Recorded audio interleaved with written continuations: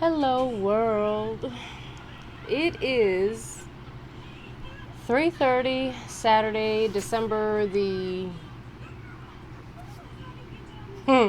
14th. I'm sorry. Oh man, time has been funny style lately. It seems as if it goes fast and then it moves slow. Excuse the bathroom in the background. I'm sitting on the floor. I was working out. I have got these and this. Yeah, you gotta get it how you live, so I do. And I still have this on. Haven't left yet. I had a meeting earlier today. Some very nice women came from a Catholic church to offer financial assistance to my daughter and I for the situation that we found ourselves in. My roommate unfortunately shot and killed himself the beginning of October. Rest his soul. I miss him very much. He is missed deeply every day. He was a good friend. He was my only friend, honestly. So, I found myself in a situation where financially I wasn't able to keep up because everything is just very expensive, and I live in the heart of Atlanta, very beautiful neighborhood, well established, so you get what you pay for. And Gabriel had good taste and he chose this place. Of course, I definitely said yes. I saw it, I was like, yeah, of course. But we did the math and we were splitting everything down the middle. We really didn't get too much of a chance to, seeing as how we moved in August. But so they came this morning and they really, God placed a blessing on Gianna and I, and I'm so grateful. As soon as they left, I prayed and thanked God with Gianna. So yeah, it was so wonderful to hear that they're going to be able to help. Every little bit of assistance that they are able to help with, it's a blessing. It's a blessing, because it is so difficult to do it alone. I got a position through a third-party employer called Aerotech, and while Aerotech's pretty darn good, they're on their A game, the company that I got the position with, I won't name them, they were horrible. So that contract ended 3 days ago, and I'm finding myself seeking employment again. But I am hopeful, and I'm positive, and I'm a great worker. So I'll find something. I definitely will. I am not too scared. I do get scared about it, but I keep having to remind myself that my life is in God's delicate hands. So no matter what happens, we'll be okay. Gianna and I will be okay. Even if we find ourselves homeless, you know what? We will be okay. So, and I won't let us get to that point. I'll do what I have to do. I was faced with eviction just a couple of days ago, and I had the option to come up with, I think it was like $1,300 more than I had in a 2-day period. Well, I did. Side jobs, putting furniture together. You know, there's an app called, it's a scooter retrieval app. I don't know if you guys have ever heard of Bird. I'm not sure the other ones now. My mind is going blank. I can't think of the other ones. Anyway, that app helped me earn some cashola. Not too much, but it helped me. And Handy is another app that you create a profile, and then people locally, or depending on however far you want to drive, post jobs that they need done, and if you have the tools, you go, you do the job, and you get paid for your time. And house cleaning, and so yeah, I mean, I'm not crippled. All my extremities are still working, so I have no excuse if I were to just say, oh no, I'm not going to go and try. I went out and I tried, and I kept praying, and I succeeded. And then, guess what happened? Those ladies showed up and bestowed such a blessing upon us. I cannot even express my gratitude. I cannot. My feelings were hurting yesterday. I'm not even gonna lie. Childhood friend of mine that I called my best friend growing up. I called her my best friend. She never called me her best friend. So I guess I was not that important to her. Good friend. I am a very good friend. So I know that it was no fault of my own. Just personally, like on her side, she's personally going through whatever she's going through, and I cannot help. I tried. When Gabriel passed away, that back room was open, so I had been speaking to this friend on the telephone, and she said, well, come and pick me up. She was in a bad situation, so she had said, dealing with her boyfriend, and she said that it was an abusive situation, and she said that it was a scary situation, and she was in fear for her life. So what did I do?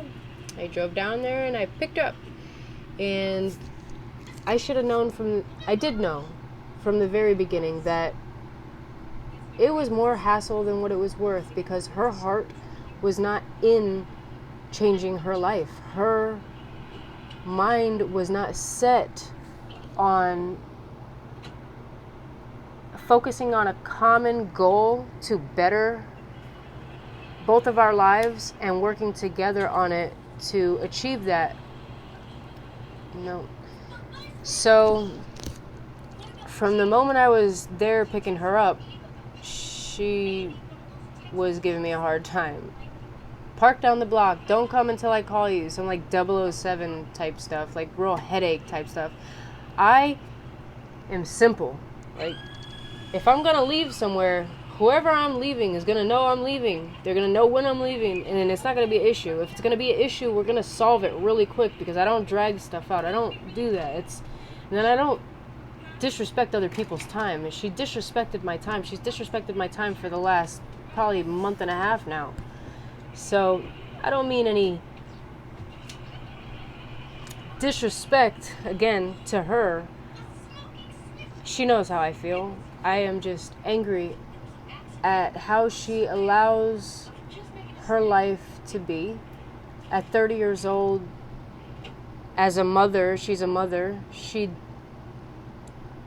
takes on no responsibility. She complains about her life but does nothing about it. She depends on men to give her money, but says she will not get up and get a 9-to-5 because she's a boss, and she will not have a boss. Even the most successful, wealthy people in this world have a boss. At some point or another, they've answered to somebody, and I guarantee you they still do. They might not want to admit it, but in one aspect of their life or another, yeah, they definitely answer to somebody. So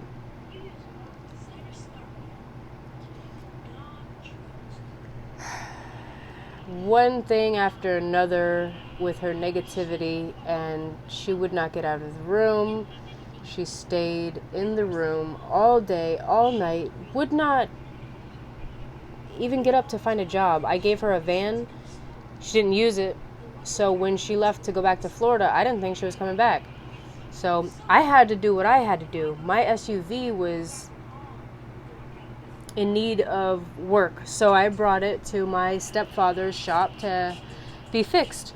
Well, I drove the van I had somebody drop me back off to this location, and then I was driving the van. Well, what do you think I drove to go pick up my SUV? I drove the van to go pick up my SUV, and then I dropped it off, drove my SUV home. Well, 2 weeks later, she came back here to Georgia, and I tried about 4 times to take her to go get the van. Well, on the 4th attempt, we actually left. Because she will say, I'm getting ready. It takes 4 or 5 hours to get ready. That's not normal human behavior. Like, you need help. So finally, this one time, we go down there all the way an hour and 20 minutes away to pick up the van. She's supposed to drive it back. What does she do? She's asleep. She is asleep. I can't wake her up to get it. So I said, you know what? Forget it. I'm not doing this. It went a little overboard, but you know what? I was a little short on rent, and I couldn't depend on her, so I sold the van. Yeah, I sold the mother fluffer. So she got so upset, and she approached me, and she started screaming at the top of her lungs. Now, you're either going to talk to me with respect, you're going to step to me correctly, or I'm not going to deal with you whatsoever. I'm turning a new leaf. I'm trying to be a God-fearing woman, and I'm trying to do the right thing, like turn the other cheek type stuff.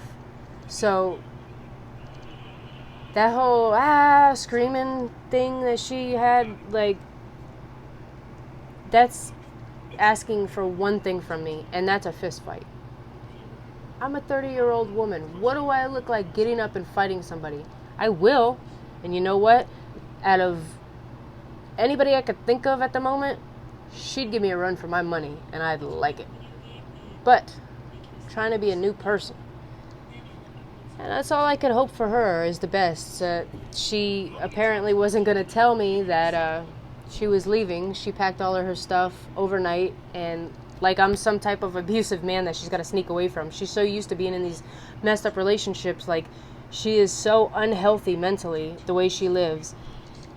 I don't know. So she took off last night. She said she was coming back to pick up some stuff. She locked her door, made me break into it. Long story short, she's on her way back down to Fort Lauderdale. I wasn't going to tell me. Took a lot of my stuff, which obviously it's material. I don't care. She needs it more than I do, apparently. So yeah, I'm just venting because I have nobody else to tell this to, and it's frustrating. It's so frustrating.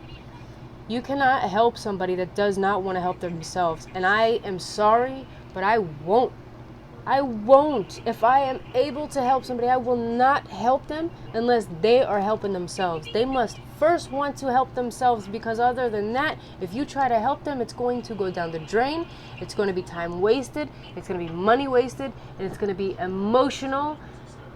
It's going to be a wreck. So I think that my rant is over. I am going to continue to seek employment, not find. I will find employment if I keep seeking employment. But I'm going to go back to exercising and trying to get my mind right. And, yeah. Thank you for listening to my crap world.